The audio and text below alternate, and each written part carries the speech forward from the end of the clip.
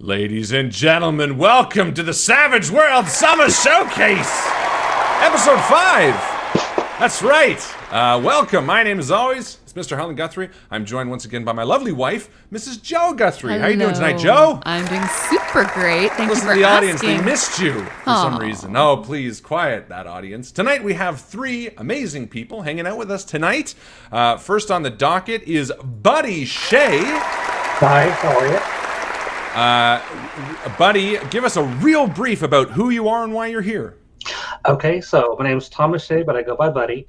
I am here because I've recently released several new products for Savage Worlds. The setting By a Thread, which is kind of a fantasy noir setting, and also the first adventure for that, the Dwarf's Demise. Oh, yeah, that's right. Exciting. Interesting. Demise is in the title. It's a good title. I'm interested. I can't wait to hear more. We're also joined by Andrew Pampuch. Is that how you say it? Pampuch or Pampuch? Pampuch, but Pampuch. Andrew, welcome to the show. Why are you here? Who are you? What do you do?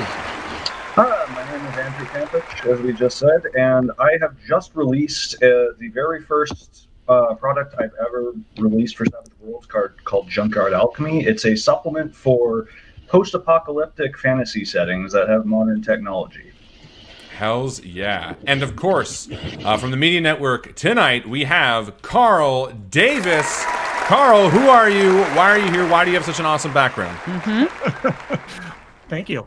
Well, I'm Carl, and I run a YouTube channel called Tabletop Tango, which focuses very heavily, almost exclusively on one of the best games out there, Savage Worlds. Come on, let's hear it for it. Woo woo! That's right. Tonight, we're excited to learn more about these 3 wonderful people. Again, if you're new to the show, all summer long, we're going to be featuring creatives from in and around the Savage Worlds community, from their various little niche areas, and learning about who they are, what they do, and what ways you can find out, the kind of cool shit that they're making. So again, make sure you check out all the videos in the series. Like and subscribe and all that bullshit, and because that's what's important here, getting the numbers up. But genuinely, we're excited to be chatting with these awesome people tonight. So please give it up for these awesome guests. Let's start off, Buddy. You said a lot of really interesting things right off the bat. Fantasy noir setting. Yeah. So for those of us who are not absolutely familiar with how those 2 genres collide, what is a typical vibe of a fantasy noir setting, and how do you embody that in the By a Thread? Is it a module or just a campaign companion? It's actually a full setting. So the playable races are typical fantasy races. We have dwarves, elves, fairies, ogres, and humans. And they're mostly locked in kind of like perpetual battle with goblins, orcs, and trolls. But the savage races, as they're known, they're fully intelligent. They have technology as well. Everything takes place in a world that has roughly 1920s technology. But national order has fallen apart, and so basically, the setting is a series of industrial city-states with early 20th century technology trying to hang on as best they can. And outside of the cities, it's pretty lawless, and the savage races kind of roam in packs and pick off travelers for the slave trade that they have, because their technology is based on slavery and that kind of thing. And so it's all kind of holding it together. Wow, that sounds fascinating. So what, I guess noir, obviously, is kind of the thing that jumps out to me, because we've seen fantasy, but the link to noir, what kind of, I guess, to you, was the heart of implementing that into fantasy? Is it about a mystery? Is it about the tone? What really sort of encompasses that? Okay, so with the Dwarf's Demise and with the future products I have planned for adventures and also campaign settings, they're based on like the old movies or the old radio teleplays from 1920s, 1930s. They're heavily inspired by that. The Maltese Falcon type Sam Spade mysteries. Exactly, yeah. And so the first adventure I have out now, the Dwarf's Demise, it is a pulp mystery. The PCs are all private investigators or working with private investigators to solve the mysterious murder of Rolf Undermountain, who was killed, and he was a famous dirigible tycoon. they don't really have much from the way of planes in that setting, but dirigibles and zeppelins are very common for a way So to get. fun. Wow, what a cool idea. I love that. that. Sounds exciting. I mean, I love me some noir. Mm-hmm. I don't know if my background's kind of clear enough, but there's a lot of mysterious pictures and stuff that I really enjoy surrounding myself with the 1920s sort of Cthulhu-esque feel. So I think there's a real cool space for the fantasy and the noir. So that's really exciting. How do Andrew. you? Oh, Oh, sorry. No, I just no, have go ahead. one quick question about Please. Buddy's creation here. Yeah. I find the addition of technology to magic always to be really interesting intersection in creative fantasy genres, and especially interesting to find like a 1920s vibe where we're seeing, just the beginnings of radio, and we have obviously newspaper technology and electric lighting and stuff like that. How do you negotiate, I suppose, between magic and these 1920s technologies? So it's generally a low magic setting. There are people who can do magic. All the arcane backgrounds from the core rules for Savage Worlds are available, except for the weird scientist, because that doesn't quite vibe with the rest of it. But they're all available, but they're incredibly rare. And those who do take an arcane background can learn additional powers that allow them to enchant items for various effects as well. Very cool. That's Very cool. I love a low magic personally. I think it's especially when we're so used to playing in the magic settings with fantasy. I like mixing it up and going low. I think it also helps the PCs feel more powerful and more impactful in a world where, they are rare, Yeah, that's fair. Yeah. Andrew, tell us a little bit about Junkyard Alchemy. Pretend I'm completely ignorant to it. Well, it was made for a setting that is actually quite similar to Buddy's. Actually, it's a setting of my own called Telthor, which is, imagine you have 1985. It's a 1985. It's not planet Earth. You're living in a world with instead of like Germans and Japanese and Americans and Kenyans, whatnot. It's elves, humans, orcs, dwarves, etc. But there's no magic yet. And then one day somebody decides to nuke the moon. Nobody can figure out who did it or why. And then after that happens, magic's just back. And along with these wizards who say that they're from another dimension and are very good at practicing it. And long story short, the wizards and the modern people don't really get along. So this descends into a war, and over 10 years, it gets so bad that the forces of democracy and communism actually reconcile to fight magic, and in the end, they lose, but barely. So after this, the wizards decide, hey, this technology stuff is, it's pretty stupid because. Any old peasant can just take a gun and shoot somebody. If we want to do that with a lightning bolt, we have to practice for 10 years and make sure that we don't singe our eyebrows off at best. So they basically decide to ban all technology, but the world is completely messed up. There's monsters roaming around everywhere because they summoned them all to defeat the modern armies of Telthor. Wow. So this is all so Junkyard Junkyard Alchemy is part of the Telthor setting, but the Telthor setting is sort of, you're still in the works on it, right? You're still sort of yes. Basically, Junkyard Alchemy is the completely, absolutely forbidden combination of magic and technology. Like if you want to turn the core component of a refrigerator into a frost gun, you can do that, but boy, you're going to have inquisitors up your ass if they catch you.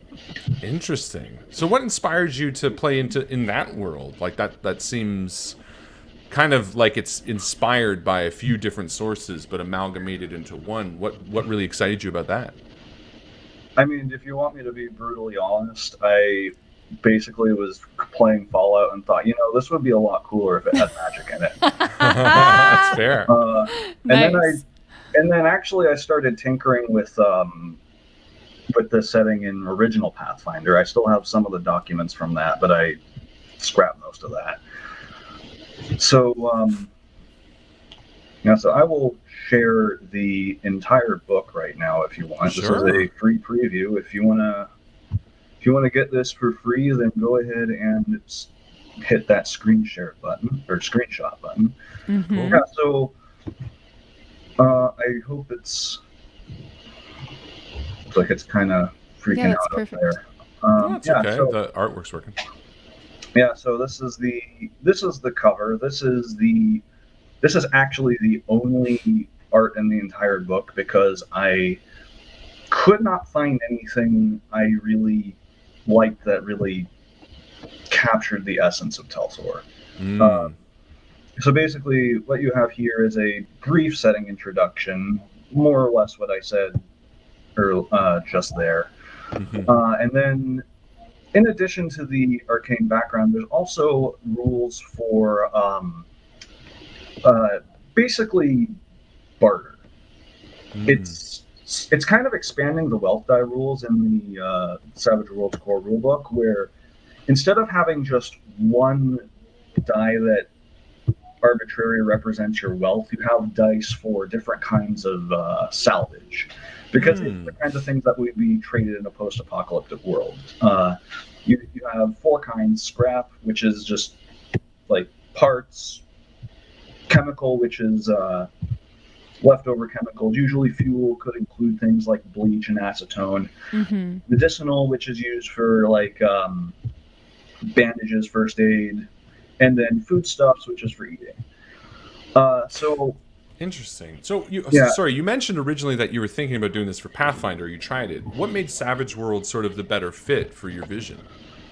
Well, the fact that it was really zany and encouraged zany play and had really zany combat. Just I'd heard of the concept of exploding dice before, but frankly, it was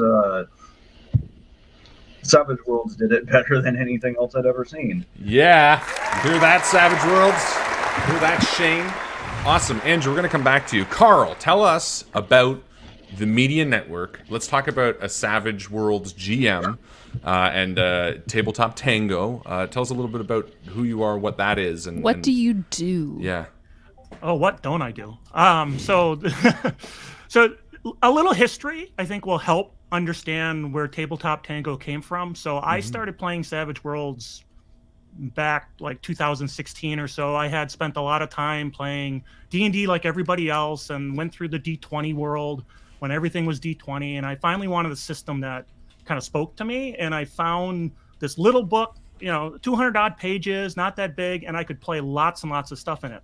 So I jumped in, I started listening to podcasts, and there was so many interesting folks out there doing content. The Wild Die, Savage Cast, GM podcast, lots of stuff. And then they all sort of started going away. And I said, there needs to be Savage Worlds content to help players get better, to teach GMs and all that sort of great stuff like that. And so I said, hey, I might as well do it, right? And so Tabletop Tango, under my moniker Savage Worlds GM, came out. I grabbed a buddy of mine who played with me for a long time named Eric, got together, we did some deep dive stuff, and then it kind of went from there. Is mostly, we got 120 videos now, almost entirely Savage Worlds That's content. And the occasional RPG rock song. And the occasional RPG rock song. And I probably one of the few people who actually wrote a fan song for Savage Worlds, if that's weird. Anyway, That's not weird. Are we going to be able to to sample some of that Well, maybe at the end of the episode? I can play it whenever you want, as long as this thing can handle audio.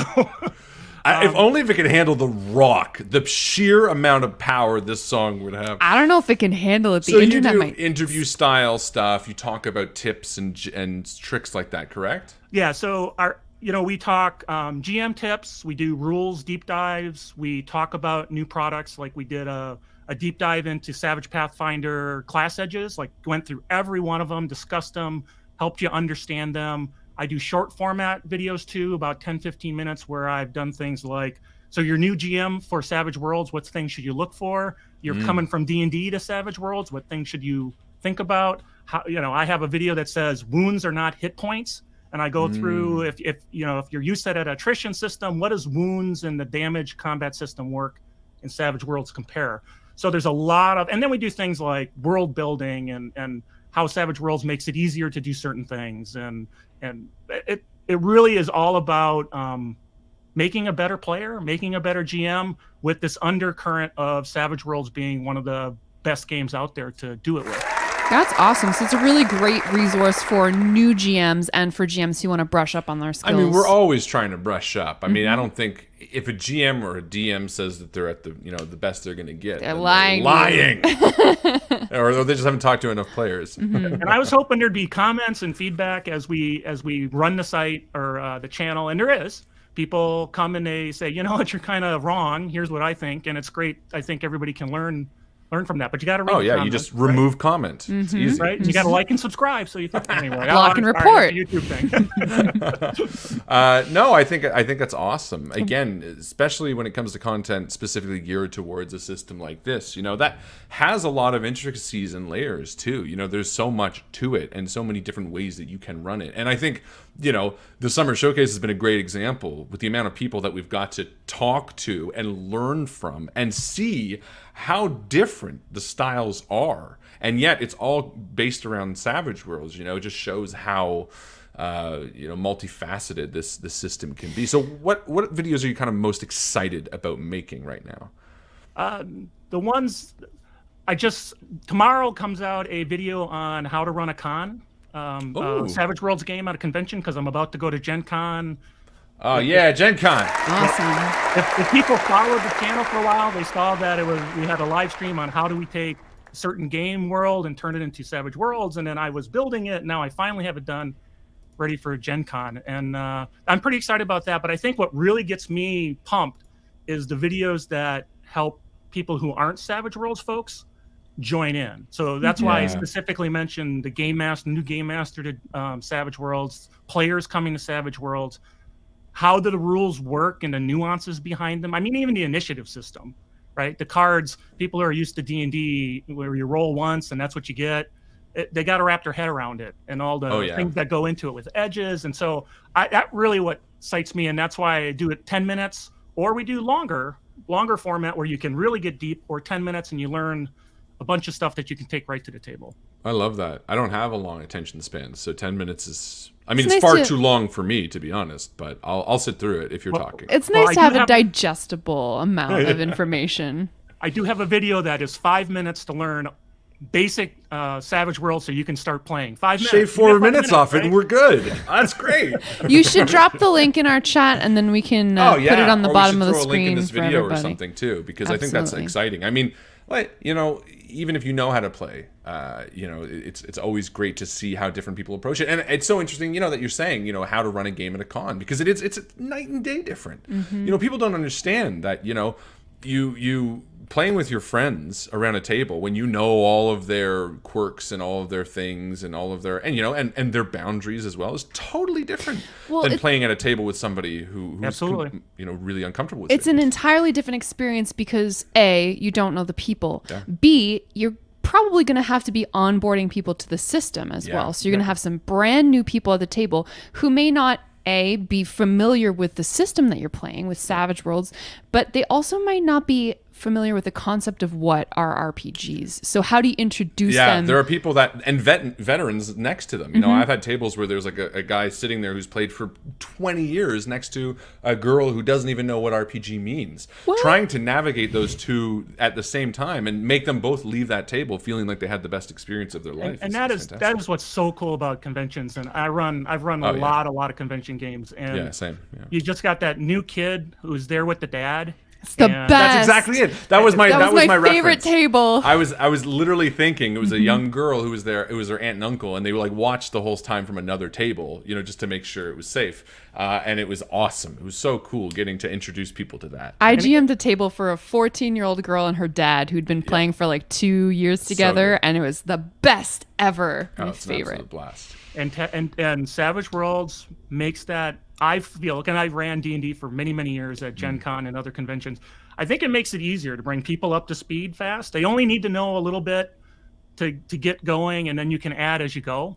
Exactly. Target number of 4, roll the die, you're good, let's go. You don't have to worry about all the other stuff that goes along with it. I mean, that's it. There's so many different ways to onboard people, and sometimes it's as simple as that, like teaching as you go. Some people, it's not my style, but some GMs bombard you with the information, and some people like that. Some people are like, cool, that's how my brain works, you know. And others, I've just been like, we're just gonna tell a story, and then I'll tell you when to roll, and you know, like, and that's the fun of doing convention. I'm excited to see that video, and anyone who's curious should definitely check it out. You said it comes out tomorrow? Comes out tomorrow morning. Yep. Tomorrow morning, Check 8 it out. a.m. Eastern. That's about actually right. Just 7 pour a.m. your Central. Yep. pour your morning coffee, sit down with your YouTube, and just Have a sip, use the Little bathroom, come back to the YouTube because you've unpaused the video, take another sip of coffee, use the bathroom, finish the video. Buddy, I would love to know a little bit more about, I mean, the name itself, the Dwarf's Demise. I know it also comes with like a map pack and all the kind of fun stuff. Can you talk a little bit about the Dwarf's Demise as a product in and of itself? Okay, so like I said, the Dwarf's Demise, it is a mystery, pulp mystery, strongly influenced by the old movies and the old radio teleplays. It comes with pre-generated characters, so you can actually play the whole scenario without having a copy of Buy a Thread at all, so that works out. Oh, that's awesome. It takes place, it's set up in, it's basically like a show with 3 acts. And so the first act is kind of like investigating the scene of the crime and that kind of thing, and getting the case revealed to you, all that kind of stuff. The second act is more kind of like classic detective work, talking to suspects and witnesses and all of that, and piecing everything together.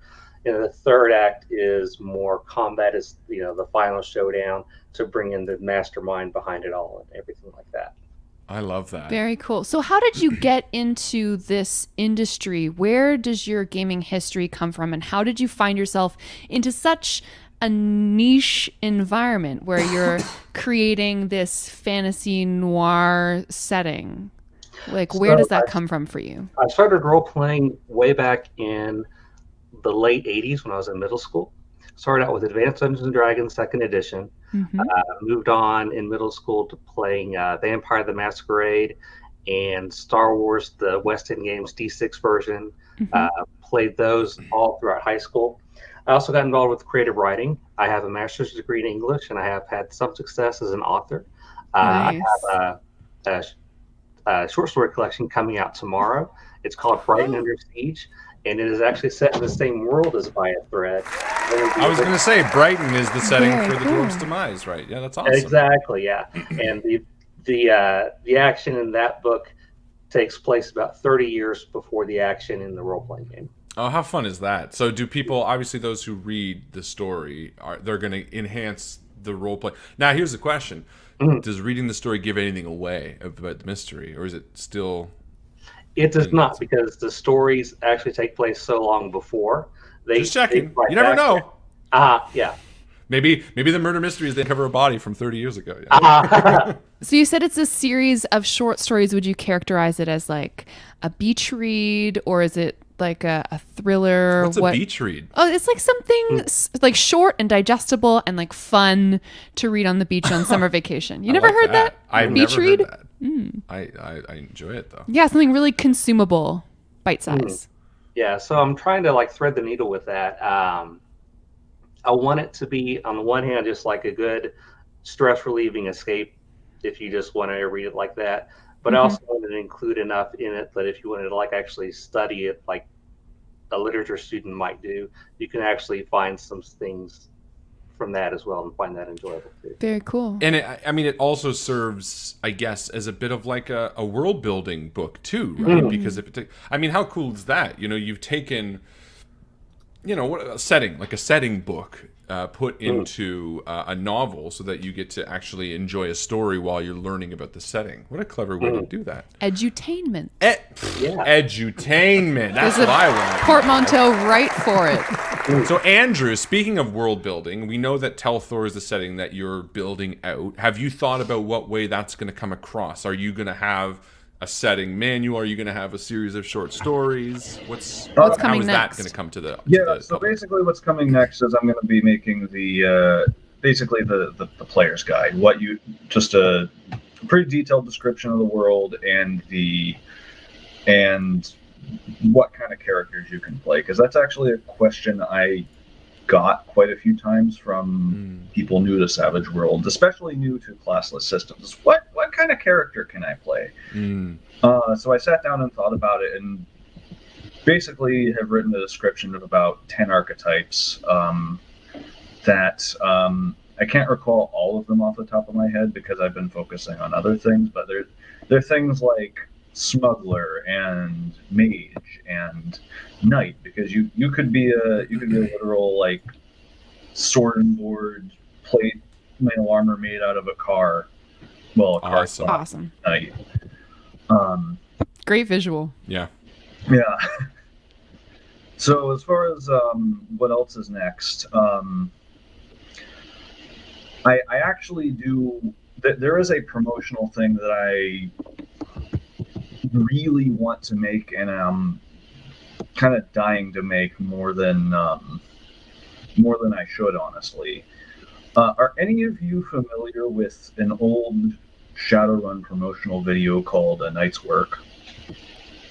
Can't say I am, no. It's this 5-minute thing that's very, very low budget that was meant to promote Shadowrun back when it was brand spanking new. I think it's from 1990, so it's older than me. Mm-hmm. I actually want to promote Telthor with something that's kind of an homage to that. I have even purchased a time period-esque camcorder for that specific purpose. Nice. Super 8 film. I want it to be authentically analog. Very cool. That's fun. So how it's going to be about a 5-minute promo video that you're really excited. Have you storyboarded it out? Are you still in just kind of the vague planning phases? Do you need an actor? It's From Canada? From Canada? well, I mean, if you can make the flight, I'll do it. If you can pay for your flight, I'll do it. Pay for it. Oh, well, forget. What's the premise of this? Is it's someone in car armor? What are you thinking? What's Karmer, please. vibe? Karmer. If I could get Karmer made, I would do it. But what I'm basically thinking is it's just it's probably just going to be something like a deal gone wrong, and then there's a shootout with all of these crappy homemade guns out of junk, and then someone pulls out like something that looks like something that looks vaguely like a bomb, and then he pushes the button, and then it goes kablooey, and Title fade. and then yeah. Hey, that sounds like a blast. I'd watch that. Like a blast? That'd be a blast. I'd like and subscribe that. But you know what? I mean, listen, you're right. I mean, grabbing people in any ways, these are how Kickstarter videos are done. These are how all these things are done. I think that's a smart way to go about it. And ultimately, role-playing is about visualizing yourself in the setting. What better way than doing it than a little video, you know? Exactly, and Very cool. you know that would make a real kick-ass Kickstarter video too. Now that I think Hells about yeah, it. it would. I don't know why I didn't think of that until now. Thanks. I mean, well, yeah, now I get a percentage. No, I'm just kidding. No, that's really exciting. So you've also mentioned, Andrew, that beyond Telthor and what you have on Drive Through RPG right now, that you've been sort of middling around with a few other ideas in other settings. Is there anything else you wanted to talk about that's kind of really been exciting or kind of bubbling away on the back burner? Other settings. As far as other settings goes, I've actually basically decided to focus entirely on Telthor. It's like all of my, other than the D&D game I'm doing with my real life friends, all of my tabletop focus is on developing Telthor. Hey, you have to sometimes bury your head in. I am running games specifically to develop the world further, because that's fun. I can't do this on my own. It's it's led to some pretty interesting results. I've had to basically wipe multiple cities off the map. In your game. Just checking. Yeah. We're not talking to a supervillain accidentally. Oh, okay. No, not in real life, no. Oh, phew. Now, Andrew, you said that you got a lot of inspiration for your setting from playing Fallout. What Fallout specifically? And also, second question, do you play video games often in your spare time, mostly just the Fallout series? What other games do you like to play? What are you inspired by? What else are you inspired by? And do video games pretty typically find their way into like your home setting, your D&D game?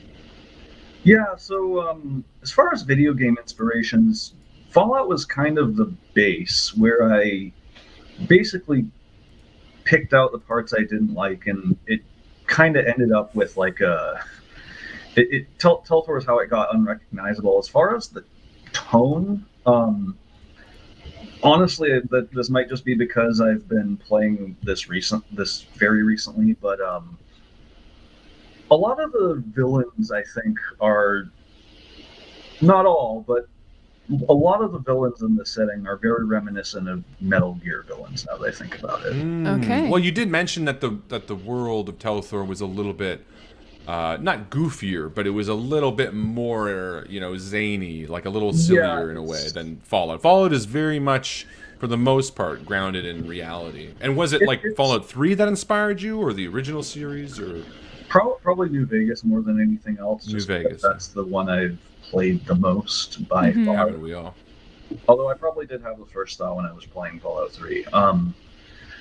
Yeah, so as far as that goes, it's I've also had to kind of adapt. I completely lost my train of thought. I apologize. No problem. That's okay. We'll come back in a second. Carl, so Tabletop Tango, we know we're going to be watching it tomorrow morning. We're at 7 Central to make sure the con thing. Obviously, you have experience under your belt of running cons. Are you primarily a DM, obviously, or a player? Or I am the forever GM generally. Yep. I play very Everyone's rarely. nodding. Hey, but that's a good thing. It's a blessed mantle. Yeah, Is it? Yeah, that's right. Because I get to get my ideas out there, and I do a lot of speculative kind of fiction as part of my games, kind of setting out a concept and seeing where the players take it. So I really like that. I really like that. So, I mean, it's one of the best jobs in the world. So obviously with COVID the past few years, we've all sort of moved to online. Have you gotten to be at a table in person very often now? Like, is your gaming group local? How often do you get to be tactile with the hobby?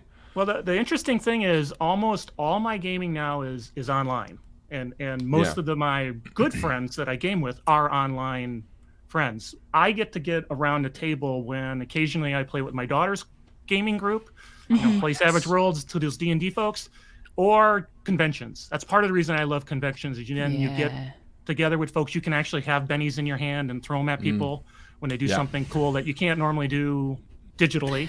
You could try give someone inspiration cool. like this instead of just going. You have inspiration. So definitely digital inspiration. Definitely love conventions because of that. Being able to see folks face to face. That's awesome. So obviously, as you mentioned previous, starting this channel, you saw a space that was needed. But when you kind of entered into the idea of sort of teaching, you seem like the kind of person that would either be inspired by or do research on other, DMs and GMs and channels and things like that. Who inspires you? What kind of information and in which approach do you like? Because oftentimes teachers in every way, and that's essentially what you're doing, you're teaching people the sport, you're kind of the hobby. It's a sport now, by the way.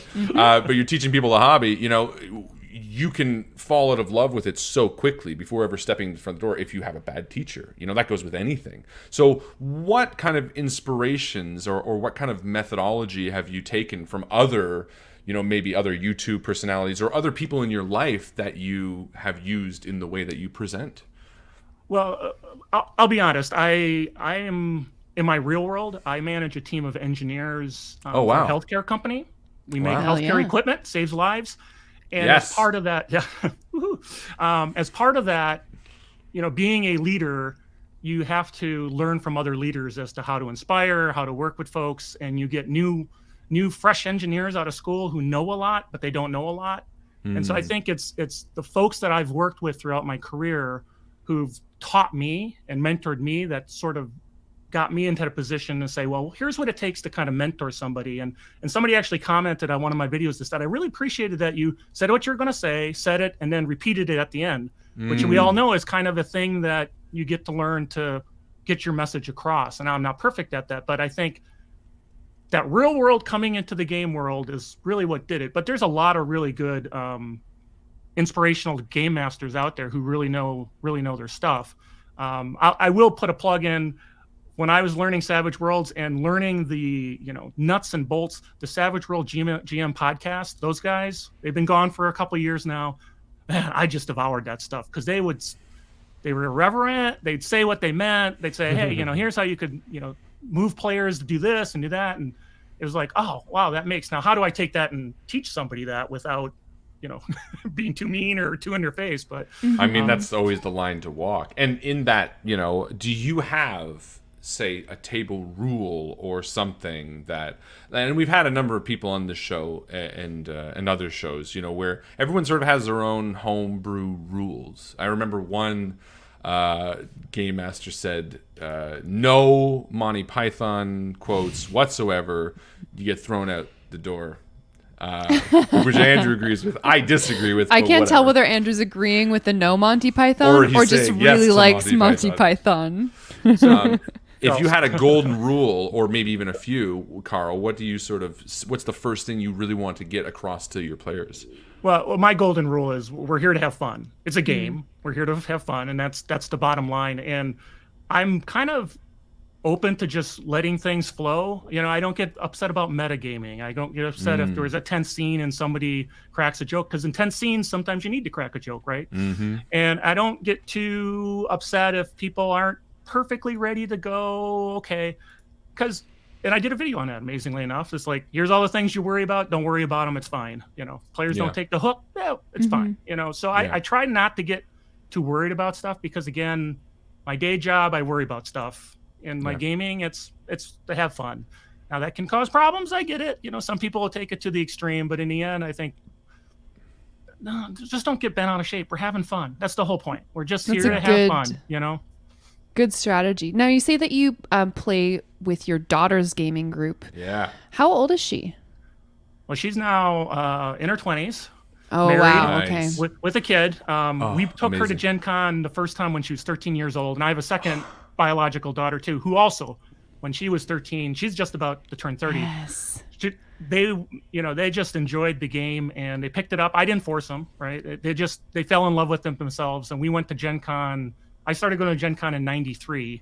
That's pretty the much dream, every year man. since, except for a couple of years. And then we brought the girls, and they went every year, and they cosplayed, and they just had a lot of fun just being themselves. And so That is so cool. That is so cool. What some advice that you can give to some people who are currently raising children who want to bring them up in the nerdy hobby? But not force it on them. Not force it on them, But I really definitely want to go Gen Con with our son. encourage a nerdy disposition, shall we say. And for those of us who already have nerdy children, how do you encourage them to take up D&D as a hobby, maybe?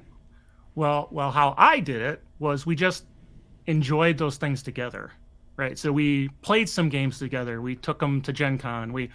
And never said, hey, you should be into nerdy stuff, right? It's just, if you show it and they enjoy it, they'll get into it. It's just, it's no different than anything else, right? If your parents are very much into sports and you play sports and you enjoy it, well, you're just going to keep playing sports. Well, RPGs are a sport. I've just made it official like 10 minutes ago, so there's no way now that we can't do that. It's a mental sport. Mental sport. Yeah, it's a mental sport. It is. It can be, and it can be full contact at times. And yeah, I mean, one question. I don't want to raise anyone's hackles, but I'm wondering if you use safety tools in your games at conventions. Mm-hmm. Yeah, it's important to. So the concept of lines and veils is something we talk about. Don't use the X card really, because the games I purposely at conventions, we keep them very safe, low key, right? There's just no reason for me at a convention to do anything too racy. That's fine if that's your jam. I get it, but for me, that's not my jam. Everything's very, there's sci-fi, there's post-apocalypse, all stuff that you can have a lot of fun with without getting too close to a line or having to worry about fading to black on certain that's scenes. awesome. So, yeah, I mean at the end of the day, and again, Joe and I are both very experienced in convention running, we've learned sometimes very hard. That safety tools are really important, and Lines and Veils is a great one. And I think, that to me is a really great way to make people feel comfortable in your games. And I was just curious because I know you're going to be talking about conventions tomorrow, and I'm eager for people to check it out and hear about all of those aspects. Buddy, so your company, which is called Arme Blanche. Is it Arme or Arme? It's Arme Blanche Games. So that actually came from this setting itself. I read a lot of World War One military manuals as part of my research for this, the fiction and for the game. Very cool. And in the World War One period, the British military referred to melee fighting as the Arme Blanche. Oh, cool. Why is that? I'm not sure. I mean, Okay. But it sounded cool. That's good. That's neat, though. So you mentioned being inspired by like noir and stuff like that. Specifically, though, what were some of the big movies, novels, television shows? What were some of the media that you were consuming that you most tried to emulate? To not only share with us things that you enjoyed, but also get us excited for playing the game so that we can visualize it as well. Okay, so a lot of the older movies, like the 1930s, 1940s movies, that kind of thing, really. The Big Sleep, the Maltese Falcon. And To yes, Have and Have the James Not. Spader mysteries, those were an inspiration. Yeah. Plus, as far as my reading goes, my favorite authors, for example, are Fitzgerald, Hemingway, and Thoreau. And so I'm kind of versed in that whole kind of like early 20th century with, Fitzgerald and Hemingway. Read a lot about it and the kind of things that were going on and the kind of conflicts that people were having at that time period and stuff. We wanted to kind of go deep into that.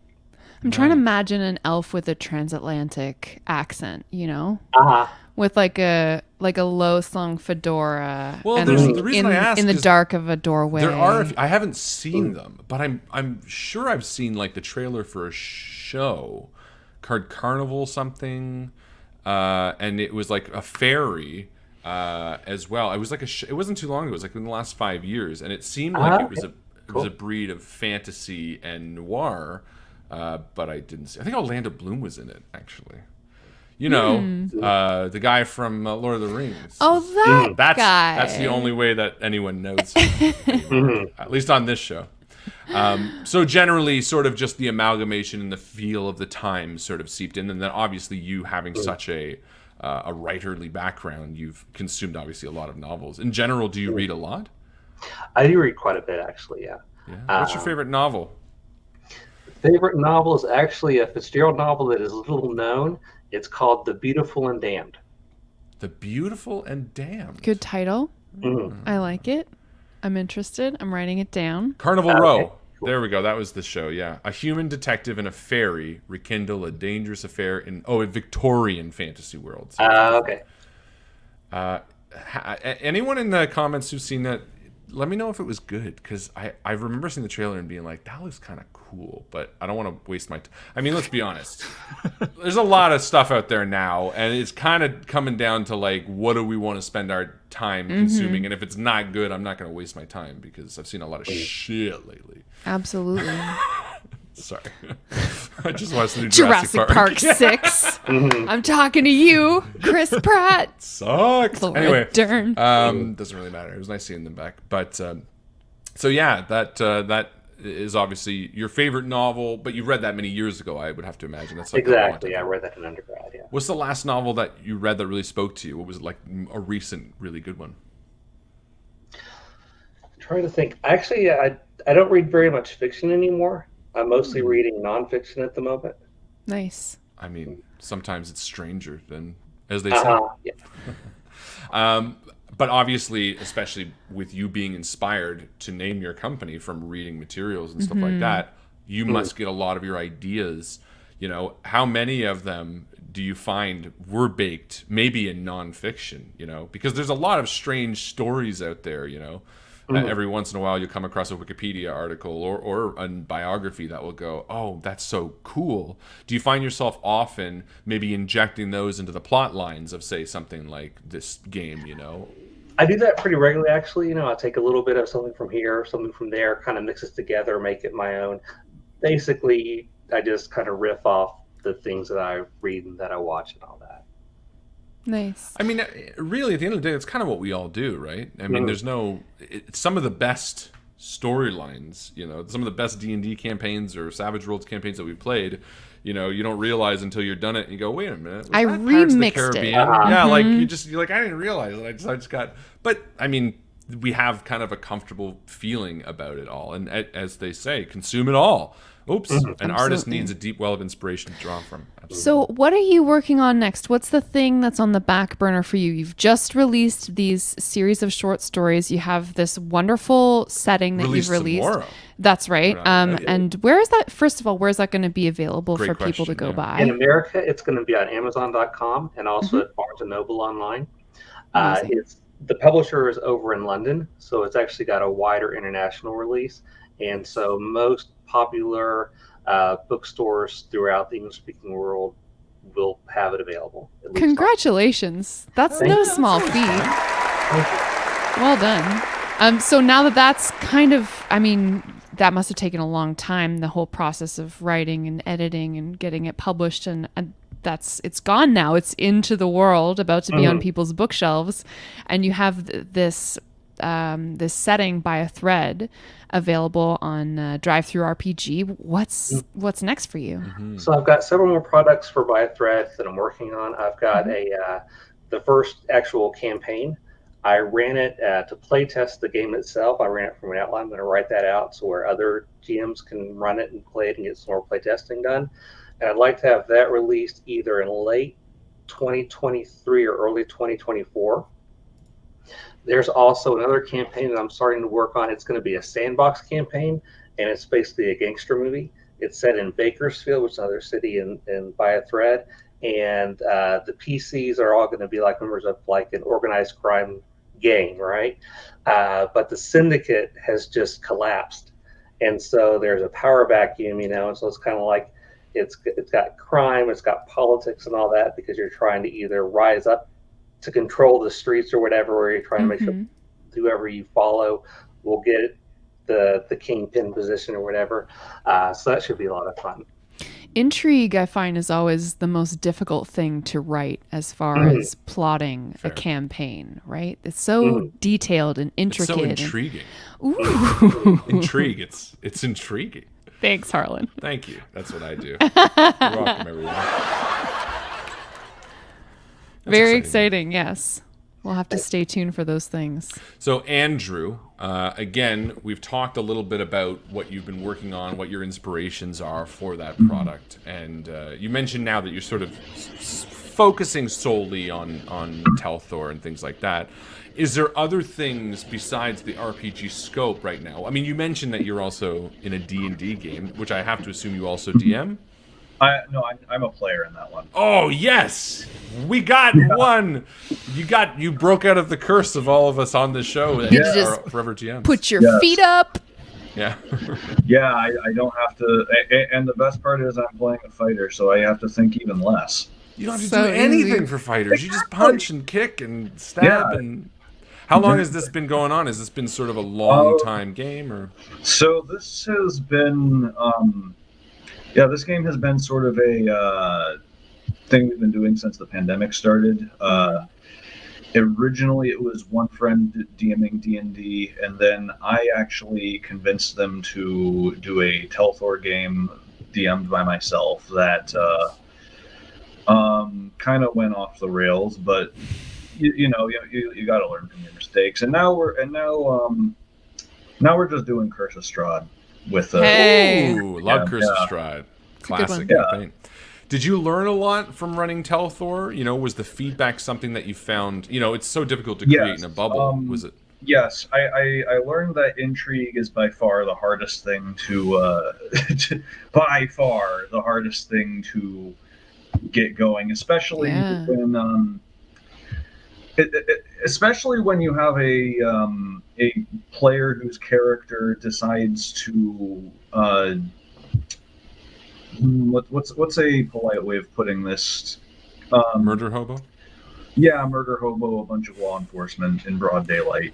I mean, it's always tough to walk that line. I I really did like that character. I truly did, but it was How did you respond to that challenge? Did you clap him in chains and send him to the Gale, or what was the basically ran him out of town, more or less. actions have consequences? Yes, actions have consequences. It's tough, That's and to me, that's like always a conversation, and I'm sure Carl, this is probably covered on your show, but it's like a conversation that you have to have with the players beforehand to like make sure everyone's setting out for the right story path. Session zero. Session zero. Yeah, that's the thing. I actually did, and that wasn't enough. But that's too bad. It was mostly about the type of content that we want to have. Like, hey, what don't you want to see in this game? And they said we don't want X and Y, and I'm like, okay, I will avoid X and Y. And I actually kind of like the more NC-17 stuff myself, so I kind of cried to myself and crossed off like half of my plot. But whatever. Aww. Such is life. I mean, it's all about pulling punches to make people comfortable. Because as Carl people said, that at you the end love. of the day, these are my friends. Ultimately, I want them to have fun. So I don't want them to be like, no, actually, you're going to go commit ultra-violence against a bunch of innocents right now because I'm forcing you to. That would be very, very difficult for a game. Inadvisable. Yeah. But obviously, that feedback from Telthor gave you sort of more tools to help expand what you're working on and continue plugging away at it. Do we have like a release date in mind? Are you thinking this year? Are you thinking next year at best? It's I am very much learning the ropes of everything right now. Of course. I want to. My goal is to basically have a skeleton of a product by next year, and then start a Kickstarter to fund basically the art for it. Yeah. Nice. Baby steps. Brilliant. And Carl, obviously we've talked a lot about how you take Savage Worlds and you make it accessible for people and you sort of teach. Is there anything that you're creating on your end of things? Are you working on something on the side? Or are you, Oh, yes. Couple of things. First, I do have a swag product too, which is one of my convention games, the Helix Nebula Situation. Excellent. So if you enjoyed That's it at a convention. Yep. Robots saving a ship in space. Good stuff. Sold. And I'll take one, please. Yeah, the Write Down Drive-Through RPG. I also have a new podcast that we're just starting up. Eric and myself again, plus a professional game master, DM, and that's called Mastering the RPG. We got 3 episodes up. We're doing it every other week. So go ahead. Sorry, we've heard about your friend Eric. Who is this guy? Yeah. Eric. Well, Who's Eric? He is. Thank you for asking. I should say more. He is somebody who's done a lot of actual plays, and he is one of the best role players I know. Wow. High praise. He embraces a character. He runs with it, and if you listen to Mastering the RPG, we have a role play 101. He goes through and he talks about how he gets into character, how he thinks, and he talks about how he gets the voices and that little bit of just fantastic job. He's partnered with me on all these things. It's great sounding board for sure. Awesome. That's awesome. It's really important to have a partner that you trust and admire. MasteringTheRPG.com. They can find it. You can find out the link on your website right now. That's great. So your new podcast, you said that there's 3 episodes out now. Bi-weekly? Every other week, and the next one comes out next Tuesday. This one's more generic. This is more about general GM advice, player advice, kind of upping your game. It's not an actual play. It is really, thinking about how you do things. And for example, one of the episode titles is Roleplay 101, or why do all dwarves have Scottish accents? All dwarves Scottish? Yeah, I like that. So we try to be a little irreverent with it too. Wow, Russian dwarves. I like it. Very so cool. we're excited about that. It's just starting, and hopefully we'll get the same kind of traction we got with Tabletop Tango and have some support there. Again, we're what's new that to called again? Mastering the RPG. All right. .com. Have to tune in. .com. .com. And then, of course, .org. rock music. Yeah, RPG, baby. rock music. Kind of rock Kentucky. That's fantastic. So one last time, let's go through everybody. Buddy, where can they find what you make? Where can they follow you? Throw out as much information as you can to the general public so that you can stay in touch with them. Okay, so I have a website, armblockgame.com. Thanks for showing that. That has most of my products listed on there. You can also find me on DriveThruRPG. I have several items available for by a thread. I also have a system agnostic setting for fantasy role playing. And you can also find me on Amazon or your favorite bookstore online, probably, for Brighton Under Siege. Nice. Are you on social medias at all? Do you tweet? Yes, I'm kind of behind the times on social media, so I'm not. Okay. You have a MySpace. Friend him on MySpace. Friendster. Andrew, where can we follow you? Where can we buy your stuff? Where can we check you out? Well, you can find my product on DriveThruRPG. My company is called Cavalier Entertainment, and you can find us on nowhere because I'm pretty damn bad at social media, I'm not going to lie. So we're shaming all of our guests tonight. Yeah. No. And finally, Carl, where can they find you? Where can they follow you? All that glorious stuff. We have tabletoptango.com, all one word. The new podcast, masteringtherpg.com, all one word. Obviously on YouTube, I'm a Savage Worlds GM is the channel. Tabletop Tango is the content. We're on Twitter at Tabletop Tango, and then Mastering the RPG is on Twitter at Mastering the RPG. Excellent. So Amazing. we can find us there, and then if you go to the websites, there's links for emailing us and all that good stuff. And reading all the bios. Who's on TikTok? Probably no one. No one. We stay No, away no from TikTok. TikTok. It's don't bad like for it. you. It's It bad bothers for me. your health. And for our side of things, my name, of course, is Harlan Guthrie. This is my wife, Jo Guthrie. I make a audio drama called Malevolent, which is on the Rusty Quill network of podcasts. We've just surpassed 500,000 downloads, so I'm very proud of that. We also make a podcast weekly, an actual play called Dice Shame, which we do with our friends and have been doing so for about 2 years now. We also stream every Wednesday with the Invictus stream, and we stream every Tuesday with the Sigil, which has recently merged with Pinnacle. Correct. Congrats to them. Yeah, you can find us pretty much every Wednesday night at 8 o'clock, which is normally what we do on our personal channel, but we had a different night tonight. You can follow us anywhere. I am at the Leary Valley, at Dice Shame, at Malevolent Cast on Twitter. And Joe. At Joe_scope. Scope. Like a microscope. Or a Or telescope. like Joe Scope or whatever. and all that kind of fun stuff. That is it from us, ladies and gentlemen. Thank you so much for hanging out with us tonight. We will be back Thursday at 9 p.m. Eastern Standard Time with another Savage Worlds Summer Showcase. Thank you so much to our guests. Have a wonderful night, and we will see you when we see you. Goodbye. Good night!